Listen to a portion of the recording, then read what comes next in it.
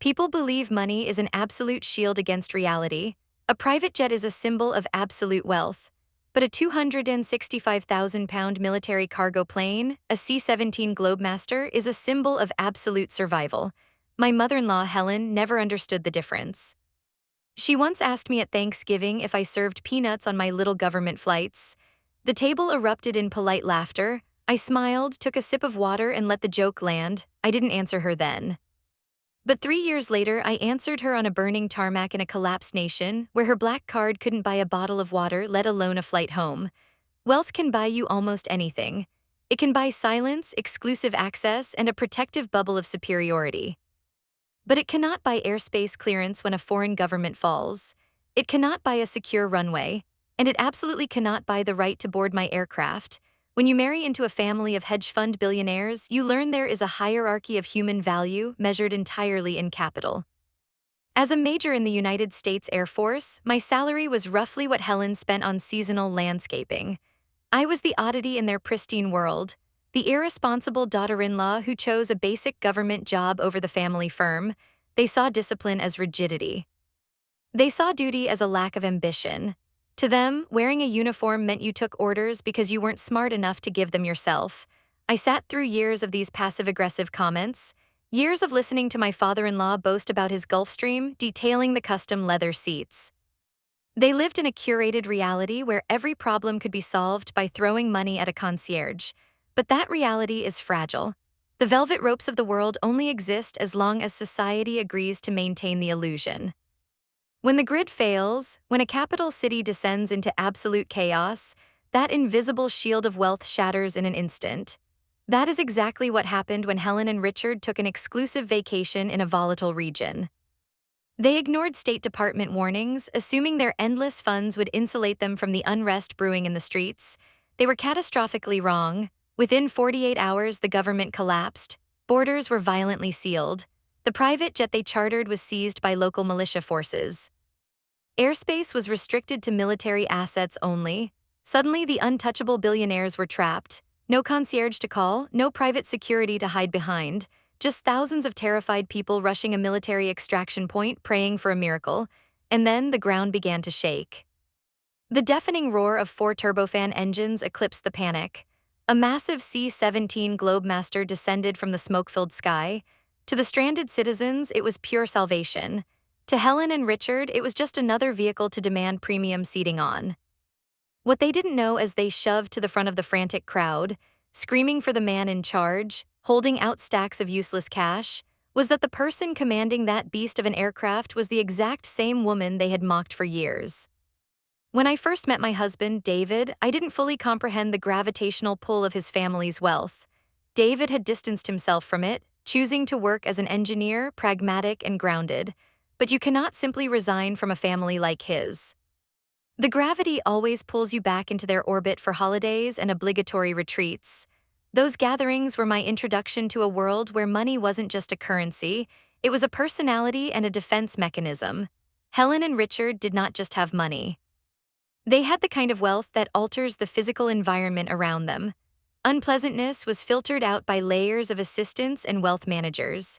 They lived in a hermetically sealed environment where consequence was a concept applied only to lesser people. When David brought me home, a 26-year-old first lieutenant in flight school, they looked at me not with hostility but with a deeply insulting, benevolent pity. To Helen, my military service wasn't a calling. It was a quaint, blue-collar phase. She would introduce me to her friends at charity galas with a tight, apologetic smile. "This is David's wife," she would say. "She flies planes for the government. We're hoping she settles down soon and joins the advisory board." I never argued.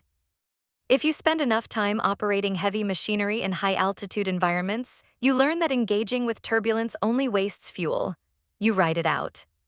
So I sat quietly at mahogany dining tables, listening to Richard complain about the sheer incompetence of his private pilot who delayed a flight to Aspen because of a minor hydraulic warning. Richard called the man a coward. I stared at my plate, thinking about the absolute discipline required to prioritize human life over a billionaire's ski weekend. My office was the flight deck of a Boeing C-17 Globemaster III. A staggering feat of engineering, capable of carrying an M1 Abrams tank or precisely 102 fully equipped paratroopers. My job required me to calculate weight distribution, fuel consumption, and atmospheric pressure, managing a highly specialized crew. I was trained to execute tactical descents into hostile environments, flying low under the radar, dropping essential cargo, and pulling back into the sky before the dust settled. I lived in a world governed by gravity, physics, and absolute accountability. Helen and Richard lived in a world governed by perception, leverage, and the assumption of immunity. The injustice was in the exhausting, invisible labor of constantly biting my tongue, of suppressing the urge to explain that the freedom they enjoyed to accumulate their vast fortunes was secured by the very people they viewed as the hired help. I was a professional problem solver, trained to command, yet in their house, I was treated like a wayward teenager. Down on the ground, in the meticulously manicured gardens of their estate, I felt the suffocating weight of being unseen. I was an aircraft commander, trusted with millions of dollars in equipment and irreplaceable lives, yet I was entirely invisible to the people sitting across from me. This dynamic might have continued indefinitely. We might have spent the next 20 years locked in this polite war of attrition, but reality has a fascinating way of correcting itself. It started when Richard decided to expand into emerging markets. He identified a rapidly developing nation and decided he needed to see it for himself. Helen turned it into a luxury excursion. They booked a private villa, chartered a heavy jet, and ignored the escalating travel advisories. I warned them. I had flown logistical support missions in that region. I knew the geopolitical fault lines. I told Richard calmly that the political stability there was an illusion. The current regime was highly vulnerable. Richard laughed. He patted my hand, a gesture so patronizing it made my jaw lock. "My dear," he said, adjusting his custom cuffs, "instability is just opportunity. Besides, we aren't exactly flying commercial. If things get bumpy, we just leave. The jet is on standby." He believed his money was an extraction plan. He believed that the rules of international conflict would politely step aside for a man who managed a $20 billion hedge fund. He didn't realize that in a true crisis, the world reverts to its primal state. It doesn't care about your bank account. When the foundations of a society crack, the only currency that matters is capability. The only authority that matters is the person who can get you out alive, and they were about to find out exactly what my little government job actually entailed. The collapse happened faster than anyone predicted. It always does. The human brain is remarkably wired for normalcy bias. We assume tomorrow will look exactly like today, especially when we have spent our entire lives insulated from the harsh consequences of the real world. For Richard and Helen, that normalcy bias wasn't just a simple psychological trait, it was an absolute, unwavering belief system, fully underwritten by billions of dollars. When the first violent protests erupted in the capital's main square, Richard was completely unbothered. He was sipping a highly specific, terribly expensive vintage of Bordeaux on the fortified terrace of their rented luxury compound, watching the thick black smoke rise in the distance, as if it were a television show put on entirely for his amusement. He actually called David, my husband, to brag about the authentic experience. I was standing in our kitchen when that call happened. I could hear Richard's tinny, arrogant voice bleeding through the phone's speaker. "It's just a little local color," Richard had said, chuckling dismissively. "We'll wait for it to blow over. The markets usually correct themselves after a little regime change anyway. No need to panic, son." But it didn't blow over, it exploded. Within 12 hours, the military fractured into warring splinter groups. Rebel factions systematically seized the communication hubs, the broadcast stations, and most importantly, the international airport. The airspace was immediately locked down, no civilian flights in, no civilian flights out. The velvet rope had been cut. This is the precise moment when the architecture of extreme wealth begins to fail. Richard's first instinct, naturally, was to buy his way out. He picked up his encrypted satellite phone and called his private aviation company. He demanded they prep his jet for immediate departure. He was informed, with deep, terrified apologies from an account manager sitting safely thousands of miles away, that his $50 million Gulfstream had just been commandeered by a local militia leader who wanted to take it for a joyride. The jet wasn't a financial asset anymore. It was a casualty of war. Next, he called his political connections. He frantically dialed senators, lobbyists, and high-priced fixers. He yelled into the phone, demanding they pull strings. He loudly reminded them of his extensive campaign contributions. He demanded a private, heavily armed helicopter extraction. But a senator in Washington cannot legislate gravity, and a lobbyist cannot bribe a surface-to-air missile. There were no private security contractors willing to fly into a chaotic hot zone for any amount of money. The airspace was a death trap. Suddenly, Richard and Helen were no longer VIPs. They were refugees in designer clothing. For the first time in their adult lives, they were confronted with the terrifying, paralyzing reality that their money was entirely fictional. It was just digital numbers on a screen, completely meaningless in a world that had suddenly been reduced to bullets, barricades, and raw physical power. The psychological toll of that realization must have been staggering for them. To spend 60 years firmly believing you are the master of the universe, only to discover you are just biological matter waiting for permission to survive. They were eventually told by the local embassy, along with thousands of other frantic foreign nationals, to make their way to a secured military airfield on the outskirts of the burning city. They were given no special instructions, no VIP escort. Just a terrifying drive through a collapsing city, hiding in the back of a rusted, foul-smelling delivery van they had to bribe a local driver with their Rolexes to secure. While they were discovering the absolute limits of their privilege, I was discovering the absolute limits of human endurance. Halfway across the world, my squadron was spun up. We were tasked with a non-combatant evacuation operation, an NEO. The mission profile was incredibly brutal. We were to fly a C-17 Globemaster III into the secured airfield, keep the massive engines running to avoid being stranded if the ancient ground equipment failed, load as many civilians as structurally possible, and get out before the rebel forces breached the perimeter. When you command a C-17, you are not just a pilot, you are the mayor of a flying city. You manage the load masters, the flight engineers, the security forces, the medical personnel. You are intimately responsible for the aerodynamic center of gravity of a machine that weighs more than a blue whale, carrying thousands of gallons of highly flammable jet fuel into a hostile environment. The mental bandwidth required is absolute. There is no room for ego. There is no room for error. You do not think about who you are rescuing. You only think about the physics and logistics of the rescue. You are cold, calculated, and entirely focused on the mission at hand. I did not know Richard and Helen were in the country.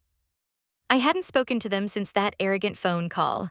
My husband knew they were traveling, but the sheer chaos of the global communications blackout meant we had no idea where they were, or if they had miraculously made it out before the borders closed. But even if I had known, it wouldn't have changed my flight path by a single degree. When you put on the uniform, personal ties evaporate. You serve the mission, you serve the people on the ground, all of them. Equally, you do not care about their tax bracket. We approached the airfield under the heavy cover of darkness, running completely without external lights, utilizing night vision goggles. The tension in the cockpit was a heavy, physical weight pressing down on my chest. The radio chatter was a chaotic mess of tactical updates and ground control panicking as the perimeter was tested. As we broke through the thick cloud cover and the airfield finally came into view, the sheer, horrifying scale of the disaster became clear. The perimeter was lined with burning vehicles. The tarmac was a sea of terrified humanity. Thousands of desperate people were pressing against chain-link fences, held back only by a thin line of exhausted Marines. We hit the runway hard, the thrust reversers screaming in protest as we brought the massive aircraft to a halt.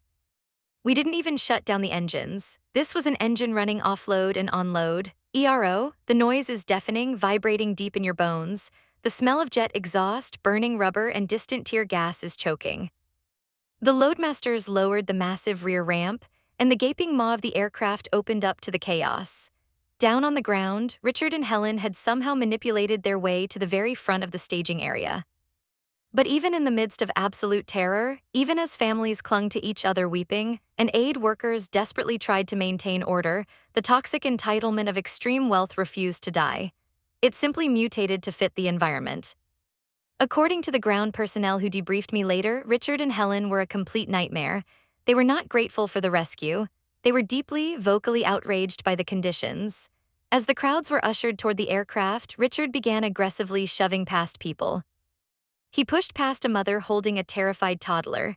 He elbowed a medical missionary who was trying to help an elderly man.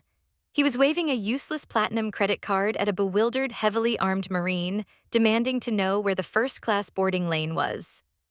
Helen was right behind him, covering her face with a silk scarf to block the smell of the jet fuel, loudly complaining about the lack of organization and the proximity to the locals. They looked at the massive, utilitarian belly of the C-17, the exposed wires hanging from the ceiling, the canvas jump seating, the sheer brutalist function of it all, and their brains simply could not process it. They couldn't fathom that they, the hedge fund royalty of their curated world, were expected to sit on the floor netting next to ordinary, terrified citizens. They believed with every fiber of their being that there had to be a manager. There had to be an authority figure they could buy, bully, or intimidate into providing them the comfort they felt they inherently deserved. As they reached the bottom of the ramp, the noise of the 4 turbofan engines was overwhelming. The heat blowing back from the exhaust was oppressive. But Richard wouldn't move. He stopped dead in the middle of the boarding line, creating a dangerous bottleneck that endangered hundreds of lives behind him. He grabbed a young, overworked loadmaster by the tactical vest. The loadmaster, a 20-year-old kid from Ohio who had been awake for 2 days straight, tried to push him forward. But Richard planted his feet. He pulled out a massive stack of foreign currency and literally tried to shove it into the loadmaster's pocket. I couldn't hear the words over the screaming engines, but I didn't need to. The body language was universal. It was the frantic, aggressive posture of a man demanding to see the manager. He was pointing violently up the ramp, pointing toward the flight deck. He wanted the person in charge. He wanted the ultimate authority figure. He wanted the captain. He was demanding an audience with the one person who could authorize a better seat. He was demanding to speak to the commander of the aircraft. He was demanding to speak to me. Up on the flight deck, insulated from the immediate physical push of the crowd but intimately connected to the pulse of the mission, I was running through pre-flight checklists and monitoring the auxiliary power units. The radio chatter from ground control was growing frantic. The perimeter was buckling. Rebel forces were probing the northern fence line. We were running out of time. Every single second that massive ramp was lowered, we were a static target, highly vulnerable to small arms fire and mortar strikes. We needed to load the remaining passengers, secure the ramp, and throttle up. Then the intercom crackled in my headset. It was my lead loadmaster, his voice tight, stripped of its usual calm professionalism. He didn't use his normal procedural language. He just said, "Commander, I have a bottleneck at the base of the ramp." An older male civilian is physically blocking the intake line. He is aggressively refusing to board and is attempting to bribe the crew for front row seating. He says he won't move until he speaks to the person in charge. The line is stalled. We are exposed.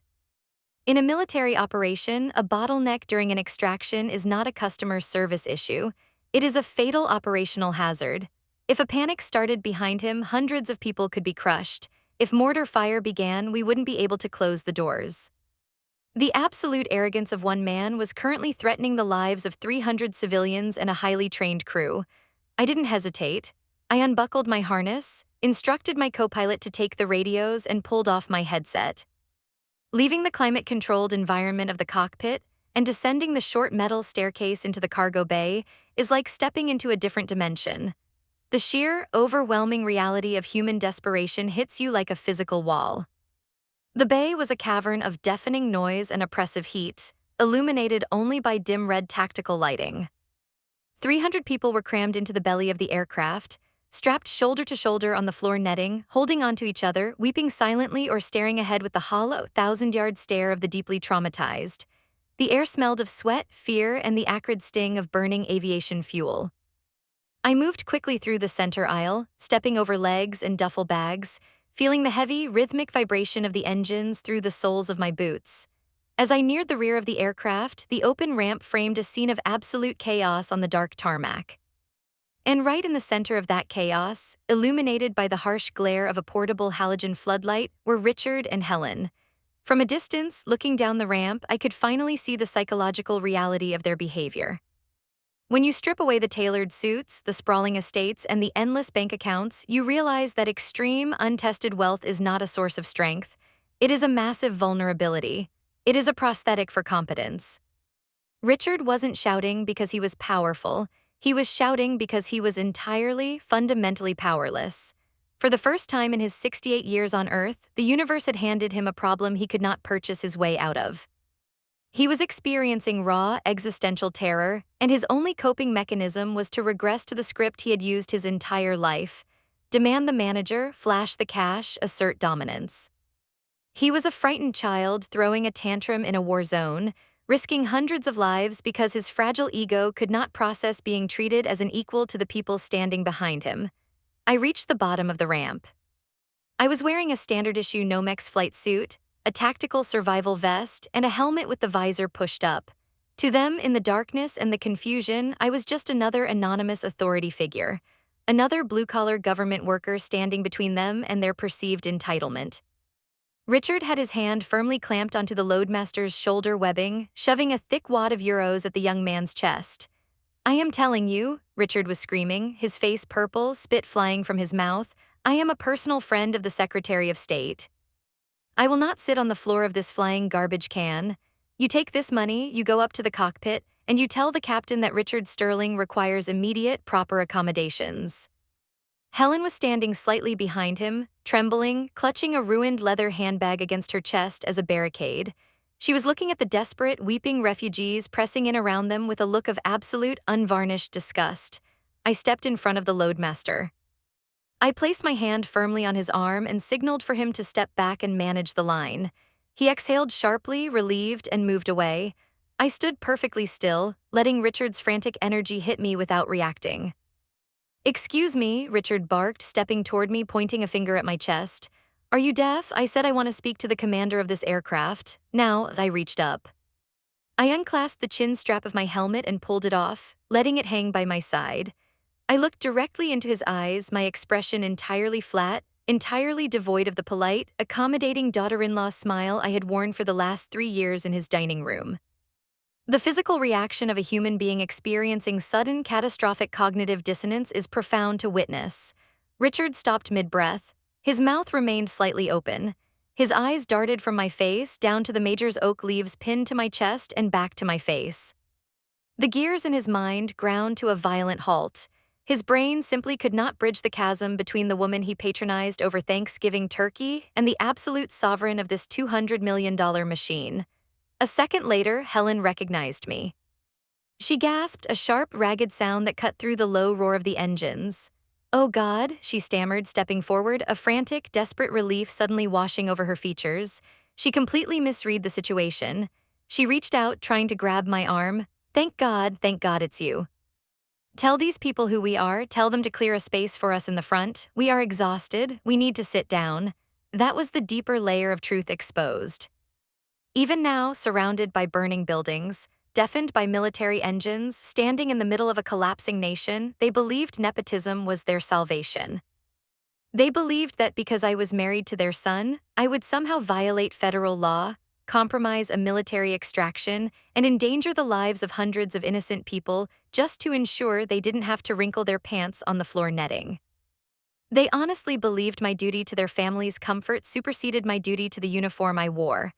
At that moment, a profound internal realization occurred within me. The years of quiet resentment, the invisible labor of biting my tongue, the feeling of being overlooked and undervalued, it all vanished. It evaporated instantly in the hot jet exhaust. I realized that I had been seeking respect from people who fundamentally lacked the capacity to give it. They were not my superiors. They were not even my peers. They were civilians entirely dependent on my discipline to survive the night. I didn't need their validation, I held their lives in my hands. The power shift wasn't a petty emotional victory, it was a cold, indisputable logistical fact. The tension spiked violently. A mile away, a heavy artillery shell impacted the ground. The shockwave hit us a second later, vibrating through the tarmac and rattling the metal teeth of the aircraft's ramp. The crowd behind Richard surged forward in renewed panic, screaming in multiple languages. The perimeter was failing. The window for extraction was closing rapidly. The narrative pressure of the environment had reached an absolute breaking point. I could not afford to spend another second managing their fragile egos.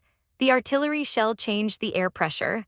It wasn't just a sound, it was a physical warning that our time had officially expired. Helen's manicured hand was still reaching for my arm, her eyes wide with a desperate, pathetic expectation that I was about to usher her into some hidden VIP lounge. Richard had dropped the foreign currency. The bills were blowing across the dark tarmac, scattering into the hot jet blast, entirely worthless paper in the face of incoming mortar fire. I didn't yell, I didn't need to. When you possess absolute, unquestionable authority over a situation, you don't raise your voice to compete with the chaos. You lower it to command it. I stepped forward into Helen's space, forcing her to drop her hand. I looked directly into her panicked, trembling eyes, stripping away years of polite society deference, and then shifted my gaze to Richard. He was suddenly looking at me not as an ungrateful daughter-in-law, but as his only lifeline on a continent that was tearing itself apart. "There is no first class on a rescue mission, Helen," I said, my voice cutting through the heavy, vibrating roar of the engines with absolute chilling clarity.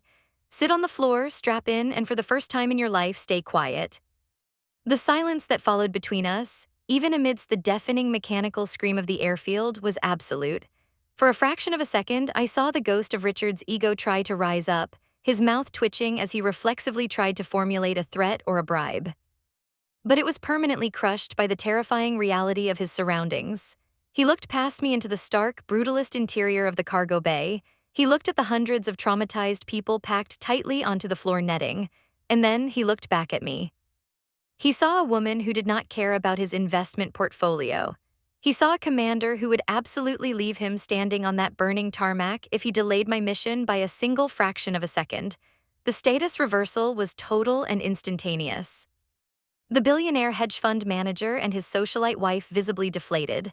Without another word, they turned and walked up the ramp.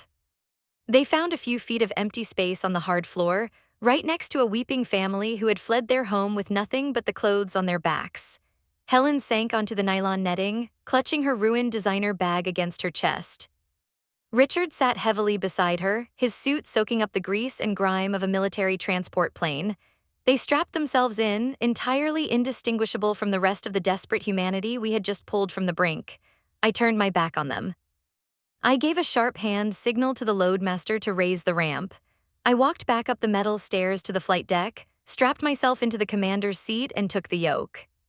We throttled up, the massive C-17 shuddering as we defied gravity, pulling 302 souls out of the fire, disappearing into the dark sky just as the perimeter defenses finally collapsed behind us. We never spoke about that night on the tarmac. Not when we landed at the safe haven base in Germany, not at Thanksgiving the following year, not ever. The dynamic had fundamentally shifted. The patronizing smiles were gone forever. The passive-aggressive jokes about my little government job ceased to exist. When I walked into their house from that day forward, there was a new, heavy silence. It wasn't warmth and it wasn't love. It was profound, uncomfortable respect. They knew and I knew that when the velvet ropes burned down, their entire empire was rendered meaningless. The only reason they were still breathing was because of the woman they had spent years trying to make feel small. That is the terrifying illusion of extreme wealth.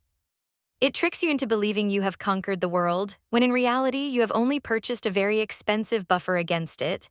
Money can buy immense comfort, political influence, and exclusive access, but it cannot buy competence, it cannot buy discipline.